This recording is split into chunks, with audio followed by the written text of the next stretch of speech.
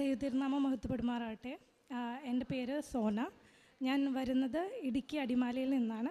ഞാനിവിടെ ആദ്യമായിട്ട് വന്ന് ഉടമ്പടി എടുക്കുന്നത് 2022 നവംബർ 3-ാം തീയതിയാണ്.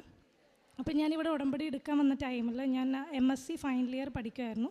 ഫുഡ് ടെക്നോളജി എന്ന് പറഞ്ഞൊരു കോഴ്സാണ് ഞാൻ പഠിച്ചുകൊണ്ടിരുന്നത്.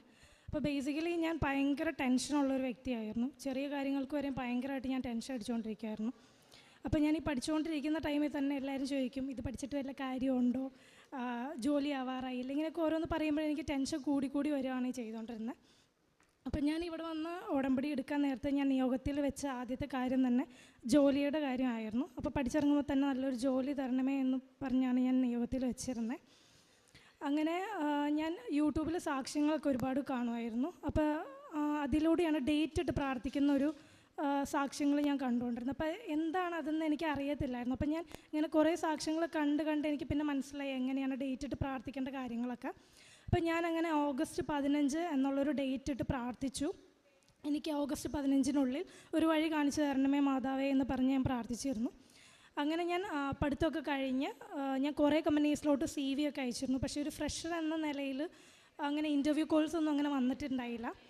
അത് കഴിഞ്ഞ് ഓഗസ്റ്റ് 11 വെള്ളിയാഴ്ച ഞാനൊരു കമ്പനിയിലോട്ട് CV അയച്ചു. ഓഗസ്റ്റ് 12-ാം തീയതി അവിടെ നിന്ന് എന്നെ കോൾ ചെയ്തു. ഓഗസ്റ്റ് 14-ാം തീയതി മൺഡേ എനിക്കൊരു ടെലിഫോണിക് ഇൻ്റർവ്യൂ ഉണ്ടെന്ന് പറഞ്ഞ്. അപ്പോൾ എനിക്ക് ഭയങ്കര സന്തോഷം തോന്നിയിരുന്നു. പിന്നെ ഓഗസ്റ്റ് 14-ാം തീയതി ആയപ്പോൾ അവർ പറഞ്ഞു ഇൻ്റർവ്യൂ ക്യാൻസൽ ചെയ്തു, MD ഇവിടെ ഇല്ലെന്ന് പറഞ്ഞ്. അത് കഴിഞ്ഞ് പറഞ്ഞു നേരിട്ടുള്ളൊരു ഇൻ്റർവ്യൂ നടത്താൻ റെഡിയാണോ, കൺവീനിയൻ്റ് ആയിട്ടുള്ളൊരു ഡേറ്റ് പറയാൻ പറഞ്ഞു. അങ്ങനെ ഞാൻ ഓഗസ്റ്റ് 17-ാം തീയതി ഞാൻ ഇൻ്റർവ്യൂവിന് പോയ ടൈമിൽ എനിക്ക് അത്യാവശ്യം നല്ല ടെൻഷൻ ഉണ്ടായിരുന്നു. അപ്പം എന്നെ ഒരു കോൺഫറൻസ് ഹോളിലോട്ട് ഇരുത്തി കഴിഞ്ഞ് ഞാൻ കാശുരൂപം മുറുക്കെ പിടിച്ചു. ഇവിടുന്ന് കിട്ടിയ ഉപ്പ് ഞാൻ ആ ടേബിളിലിട്ട് ഞാൻ എത്രയാണെന്നറിയത്തില്ല, ഞാൻ കുറേ നന്മ നിറഞ്ഞു പറയുമ്പോൾ വിശ്വാസ പ്രമാണം ചൊല്ലിയിരുന്നു.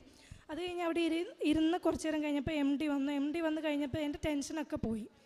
എനിക്ക് ഒട്ടും ടെൻഷനിലായിരുന്നു. ഭയങ്കര കോൺഫിഡൻ്റ് ആയിട്ടാണ് ഞാൻ അവിടെ ഇരുന്നത്. എൻ്റെ അടുത്ത് ചോദിച്ച ചോദ്യങ്ങൾക്കൊക്കെ ഞാൻ കറക്റ്റായിട്ട് എല്ലാം പറഞ്ഞു. അത് കഴിഞ്ഞ് എൻ്റെ അടുത്ത് പറഞ്ഞു ഓക്കെ ഇൻ്റർവ്യൂ ഞാൻ സെലക്റ്റഡ് ആയി, എനിക്ക് ജോലി കിട്ടിയെന്നുള്ളത്. അത് കഴിഞ്ഞ് ഞാനിങ്ങനെ മാതാവിനോട് പ്രാർത്ഥിക്കുന്ന ടൈമിൽ ഞാൻ പറയായിരുന്നു എനിക്ക് ഇത്രയും ഒരു സാലറി ഉള്ളൊരു ജോലി എനിക്ക് ലഭിക്കണമെന്ന് ഞാൻ പ്രാർത്ഥിച്ചിരുന്നു. അപ്പം ഞാൻ എന്താണോ പ്രാർത്ഥിച്ചത് ആ സാലറി ഉള്ളൊരു ജോലിയാണ് എനിക്ക് കിട്ടിയിരിക്കുന്നത്. അമ്മ മാതാവിനും തിരുക്കുമാരനും കോടാനുകോടി നന്ദി ഞാൻ പറയുന്നു. പിന്നെ വേറെ ഒരു നിയോഗം എന്ന് പറയുകയാണെങ്കിൽ ഞാൻ ഡിഗ്രി മുതലേ ഹോസ്റ്റലിലാണ് പഠിച്ചുകൊണ്ടിരുന്നത്. അപ്പം ബസ്സിൽ യാത്ര ചെയ്യുമ്പോൾ എനിക്ക് ഭയങ്കര തലവേദനയായിരുന്നു. അത് ബസ് യാത്ര ചെയ്യുമ്പോൾ മാത്രമേ ഉള്ളൂ എനിക്ക് ഭയങ്കരമായിട്ട് തലവേദനയായിരുന്നു. അപ്പം വീട്ടിലൊക്കെ പോകുമ്പോഴാണെങ്കിലും ബസ്സിൽ യാത്ര ചെയ്യുമ്പോൾ എനിക്ക് ഒട്ടും ഇഷ്ടമല്ലായിരുന്നു, എനിക്ക് ഭയങ്കര ബുദ്ധിമുട്ടായിരുന്നു. അപ്പം ഞാൻ നിയോഗത്തിൽ അത് വെച്ചിരുന്നു. അപ്പം എന്നാണ് അതെനിക്ക് മാറിയെന്ന് എനിക്കറിയത്തില്ല. എനിക്കിപ്പോൾ ബസ് യാത്ര ചെയ്യുമ്പോൾ ഒന്നും ഒരു പ്രശ്നമില്ല, ഒരു കുഴപ്പമില്ല എനിക്ക്. ഇപ്പം ഞാൻ ബസ്സിലിപ്പോൾ ലോങ് ഡിസ്റ്റൻസ് ആണെങ്കിലും ഇപ്പോൾ 1 മണിക്കൂർ യാത്ര ചെയ്യും ഒരു പ്രശ്നമില്ല, എനിക്ക് തലവേദനയൊക്കെ പൂർണ്ണമായിട്ട് മാറി. പിന്നെ ഞാൻ നിയോഗത്തിൽ വെക്കാത്ത ഒരു കാര്യം ഉണ്ടായിരുന്നു. എൻ്റെ 2 ഫ്രണ്ട്സ് അവർ ഇൻ്റർവ്യൂവിന് പോകാൻ നേരത്ത് അവർക്കും നല്ല പേടിയുണ്ടായിരുന്നു. അപ്പം ഞാൻ പ്രത്യക്ഷീകരണ പ്രാർത്ഥന അവർക്ക് അയച്ചു കൊടുത്ത് അവരോട് പ്രാർത്ഥിക്കാൻ പറഞ്ഞു. അവർക്കും ഇൻ്റർവ്യൂ പാസ്സായി നല്ല ജോലി കിട്ടി. പിന്നെ എൻ്റെ ആത്മീയ ജീവിതത്തെക്കുറിച്ച് പറയുകയാണെങ്കിൽ ഞാൻ മുടങ്ങാതെ ബൈബിൾ വായനയും പ്രാർത്ഥനയും ചൊല്ലുന്നുണ്ടായിരുന്നു. കൂടാണ്ട് ഞാൻ ഇവിടെ വന്ന ഉടമ്പടി ഫസ്റ്റ് ടൈം പുതുക്കിയ ശേഷം എനിക്ക് ഭയങ്കര ഒരു ആഗ്രഹം ഉണ്ടായിരുന്നു കൊന്ത ചൊല്ലണമെന്ന്. അപ്പം ഞാനൊരു ജാക്കബൈറ്റാണ്, എനിക്ക് കൊന്ത എങ്ങനെയാണ് ഒന്നും എനിക്കറിയില്ലായിരുന്നു. അപ്പം ഞാൻ എൻ്റെ ഒരു ഫ്രണ്ടിൻ്റെ അടുത്ത് ചോദിച്ച് ഇതെങ്ങനെയാണെന്ന് ഞാൻ പഠിച്ചു. അപ്പോൾ അന്ന് മുതൽ ഇന്ന് വരെ ഞാൻ കൊന്ത നിർത്താണ്ട് ചൊല്ലുന്നുണ്ട്. എനിക്ക് ഒരു ദിവസം പോലും കൊന്ത ചൊല്ലാണ്ടിരിക്കാൻ പറ്റത്തില്ല.